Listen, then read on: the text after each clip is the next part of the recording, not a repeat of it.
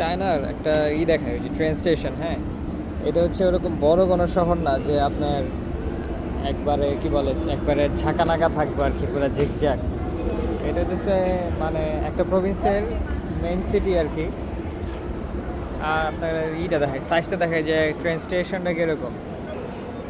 বাংলাদেশের এয়ারপোর্টও একটা এরকম না, এরকম চকচকা না, আর এরকম এত আয়োজন নাই। মানে এই যেদিকে আয়োজন বলতে আমি যেটা বুঝাইতেছি, দেখেন যে এদিকে যে হুইল চেয়ার রাখা, এই যে মুরব্বী মানুষদের জন্য অথবা যারা হাঁটাচলা করতে পারে না, তারা নিজেরাই, এদিকে লোক আছে তারা নিজেরাই নিয়ে যায়, বুঝছেন। মানে একটু বয়স্ক হইলো, আমি যে এবার চায়না আসার সময় দেখি যে মানে একটু বয়স্ক আর কি হাঁটতে পারে, ব্যাগ ট্যাগ নিয়ে হাঁটতে পারে না এই কারণে। তো এয়ারপোর্টে যারা আছে, তো তখন দেখি যে তারা এরকম ট্রলিতে করে তাদেরকে নিয়ে যেতেছে আর কি।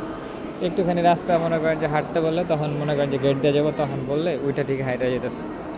মানে আমি প্রথমে ভাবছিলাম যে রুগী টুগি নাকি, পরে দিয়েছে না, কোনো রুগী টুগি না, এই হচ্ছে বিষয়। তো এইখানে যে আবার মনিটর, আর এখানে সবাই হেল্পফুল, দিকে সবাই কাজ করে। বাংলাদেশে যেরকম মানে পয়সা থাকে, রিল্যাক্সে থাকে, একটু ঘুমায়, এটা করতে চায় না, ওটা করতে চায় না, এদিকে এরকম নাই আর কি।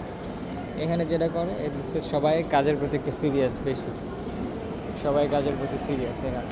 এই এই জিনিসটা আর কি ভালো, এই যে কত দূর পর্যন্ত দেখা যায়, একবারে গাড়ি দিয়ে চলাফেরা করার মতো। গাড়িও আছে এদিকে, যদিও গাড়ি দিয়ে চলাফেরা করে মানুষ। এই হলো অবস্থা এখানে।